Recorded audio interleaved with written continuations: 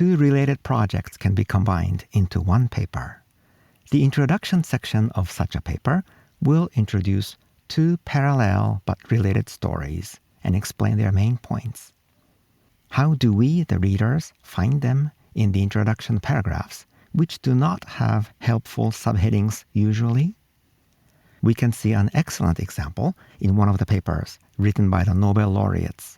Let's read the overall structure of its introduction section today. Hi everyone, welcome to the Foundational Skills in Life Sciences podcast. I'm your host, Dr. Synaptologica. We discuss the skills that life science scholars learn, use, and improve throughout professional activities. Your benefit is expressed in my motto, learn the skills, enjoy academic life.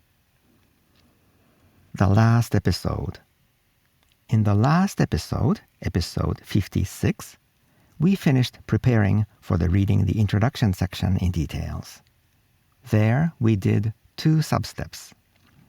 Step 15-3, count the number of paragraphs in the introduction section and give them sequential numbers. Paragraphs form important units of logical structure.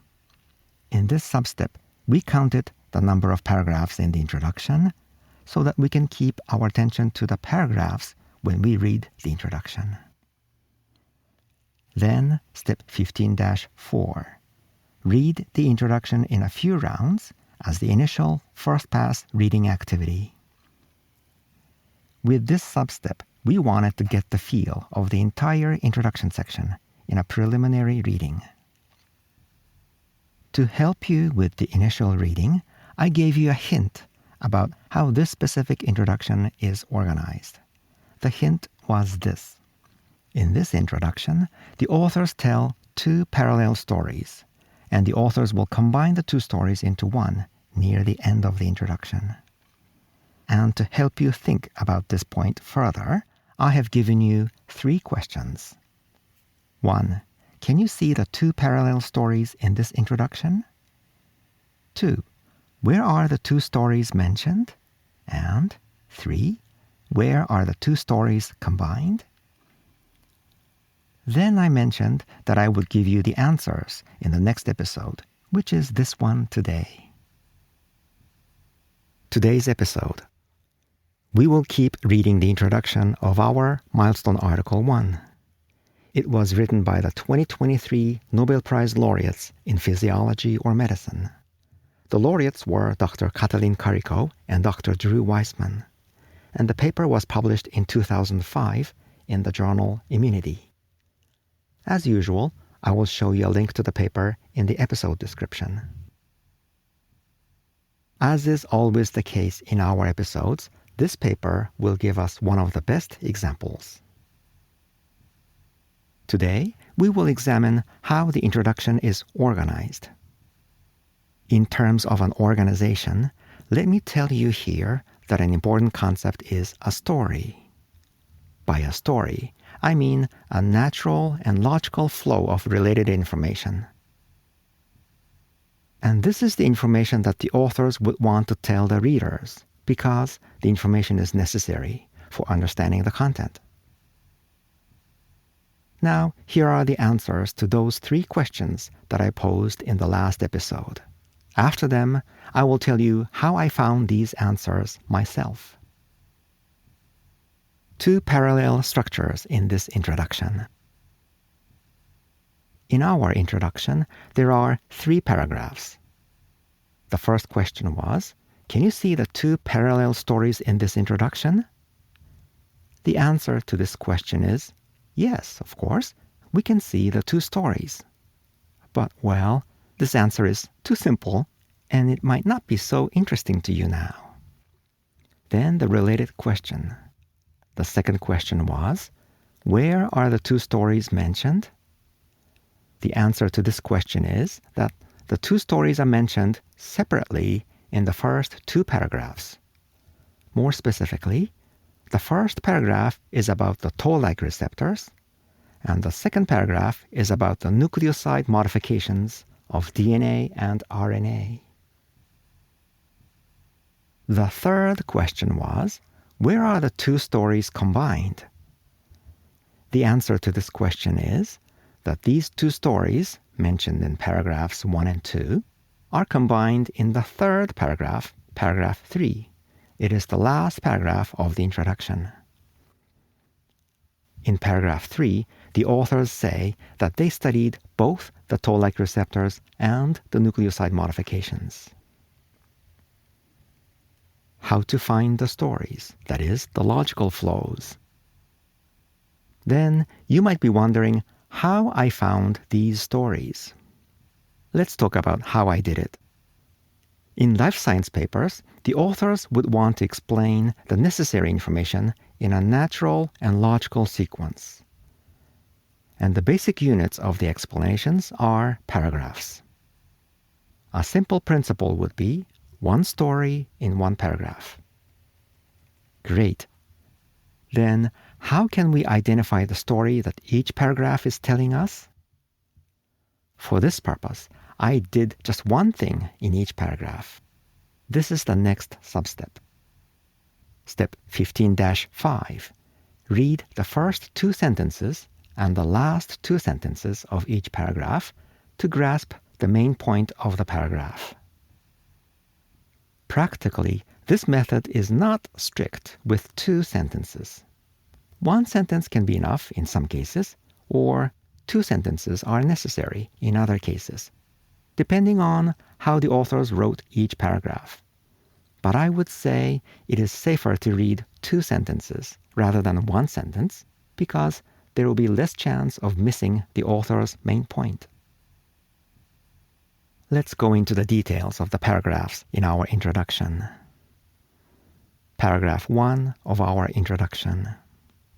The first paragraph starts with the sentence, quote, "The innate immune system is the first line of defense, ... close quote. The first two sentences of the paragraph, including this one, mention that when bacteria or viruses enter the body, they are recognized by toll-like receptors, and this recognition will start the immune responses by the innate immune system. Before moving on, I would like to give you a brief note here. Let me remind you of the keywords of this paper, because they will be helpful for understanding the content of each paragraph. In episode 45, we analyzed the title of this paper, and there we identified 4 keywords. The 4 keywords in the title were 1. RNA, 2. Toll-like receptors, 3. Nucleoside modification, and 4. Evolutionary origin. We will rely on these keywords for understanding the content of the introduction paragraphs. Okay, let's get back to the first paragraph of the introduction. Again, the first 2 sentences of paragraph 1 said that when bacteria or viruses enter the body, they are recognized by toll-like receptors, and this recognition will start the immune responses by the innate immune system. So the keyword toll-like receptors appeared in the first 2 sentences. Is that really the keyword of the entire paragraph 1? The answer is yes, because I can confirm that in the last sentence of the paragraph as well. The last sentence of paragraph 1 says that we do not know what natural compound will stimulate the human toll-like receptors 7 and 8. The word toll-like receptors appeared both in the first and the last parts of the paragraph, so it must be the keyword of the entire paragraph 1. In other words, the story in paragraph 1 is mostly about the toll-like receptors. Paragraph 2 of our introduction. Let's move on to the second paragraph. The second paragraph is long, and because of the length, it could appear to be a little challenging for understanding. But our method will work well, irrespective of whether a paragraph is long or short. Let's look at the first and the last sentences. The first 2 sentences of paragraph 2 say that DNA and RNA are known to stimulate immune responses, and at least in DNA, unmodified nucleosides trigger the responses. What would be the keywords in these two sentences? The candidates are the DNA, RNA, and nucleoside modification. DNA is mentioned here, but we saw that DNA was not a keyword in the title. So we can expect that DNA is included in this paragraph only as a part of the background information. Just to let you know, we will confirm it in our later episode, where we will read this paragraph in more detail. So the keywords in the first two sentences would be the RNA and the nucleoside modification. Let's read the last sentence of paragraph 2 and check if these two keywords are mentioned. The last sentence says that it is not known how the RNA-triggered immune responses are affected by nucleoside modifications. So yes, the two keywords are mentioned in the last sentence. We could conclude then that the paragraph 2 is mostly about the nucleoside modifications in RNA. Now remember that paragraph 1 was mostly focused on the toll-like receptors, and paragraph 2 was mostly focused on RNA nucleoside modification. So paragraphs 1 and 2 seem to form two separate stories. Paragraph 3 of our introduction. How about the third paragraph, which is the last paragraph? Let's read it. The first sentence of this paragraph says that the authors were studying how the RNA stimulates the immune system. And the last sentence of this paragraph says that the authors are continuing to address this question about how the RNA stimulates the immune system. And the authors say specifically that this paper is about two things. 1. Which toll-like receptors are responsible for the RNA-induced immune responses? And 2.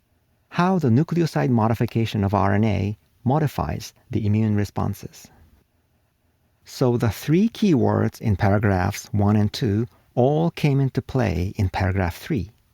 The keywords were toll-like receptors in paragraph 1 and RNA nucleoside modification in paragraph 2. In paragraph 3, not only the three keywords show up, but also they are combined into the last sentence.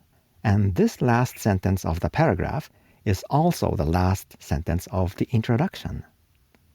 We can easily see that the sentence must be an important statement of the entire introduction section. Paragraph analysis. We have examined the relationship between the three paragraphs. What we have done is this. In each paragraph, we read 1 or 2 sentences at the start and 1 or 2 sentences at the end of the paragraph. And this paragraph analysis was how I came up with the idea that this introduction talks about 2 parallel stories first, and then it combines the 2 stories into one in the last paragraph. There, the authors said that the paper is about both stories. A good thing about this method of reading is that even when the text does not have subheadings for guidance, we will be able to understand the content, the flow of logic, and the internal structure of each paragraph. I admit that this method is not perfect. To understand the content of a paragraph and of the entire section, it is best to read every part of the section. But before starting to read all the details, I would like to get an overview. And this method is good for giving us the overview. When there are no subheadings, the text might appear to lack any structure superficially. But this paragraph analysis will help us greatly, and it is actually easy as we did today. Please let me give you 3 comments. Comment 1. I just said that paragraphs 1 and 2 formed 2 separate stories. I would admit that my statement is too simplified. The fact is that the paragraph 1 mentioned not only the toll-like receptors mainly, but also the unmodified nucleosides in the middle part. And paragraph 2 mentioned not only the modified nucleosides mainly, but also the toll-like receptors in the middle part. So the two paragraphs are not completely independent of each other. But I hope my simple method will help you understand the overall structure of our introduction easily. Comment 2. This comment is about the method we used. In each paragraph, we read 1 or 2 sentences at the start and 1 or 2 sentences at the end of the paragraph. Our method will work when the authors are good writers. And most of the authors are good, at least after peer reviewing and publishing. Such authors will know what the readers would want to know when the readers read their papers. And the authors will place necessary and important information at places where the readers will try to find the information. Where is the necessary and important information placed? They are most often at the start and or at the end of a paragraph. This is the reason why our method will work most of the time. Comment 3. Now, a little more comment about this method. You could have heard of a similar method before. When we learned to write general essays at schools, we were recommended to use a certain format. There can be many variations in the format, but one of the most common formats will have the following 3 features. 1. An entire essay will have a single main argument, which is called a thesis statement, and this is placed early in the essay. 2. The remaining body paragraphs will provide supporting evidence for the thesis statement. Each body paragraph will have 1 key sentence, which is called the topic sentence. It is placed at the start of each paragraph. And 3. The body paragraphs are followed by a concluding paragraph.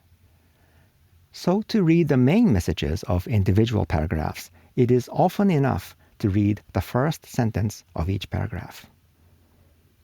In life science papers, we find many variations too. For example, important statements could come at the start or at the end of a paragraph, and important statements could be preceded or followed by transitional sentences. So I modified a common method a little. Instead of reading 1 sentence at the start of a paragraph, we will read 4 sentences. That is, 2 sentences at the start of the paragraph and 2 sentences at the end of the paragraph. In some cases, 1 sentence could be enough at the start and at the end of a paragraph. But in other cases, I found 2 sentences are helpful. So it would be safe to read 2 sentences. Reading 2 will give us a little buffer when we read various authors who might write in slightly different styles. Lesson. Here's the lesson today. We can understand the contents and the internal structure of a section even when subheadings are absent. This is done by focusing on individual paragraphs. Practically, we will read the first 2 sentences and the last 2 sentences of each paragraph. Your action. How do you read a paragraph to understand the main content of it? Please let me know. I would like to hear from you. Please send me an email. My email address is ideas@synaptologica.com. Thank you for joining me in today's episode of Foundational Skills in Life Sciences. I'm Dr. Synaptologica. I'll see you soon. Bye for now.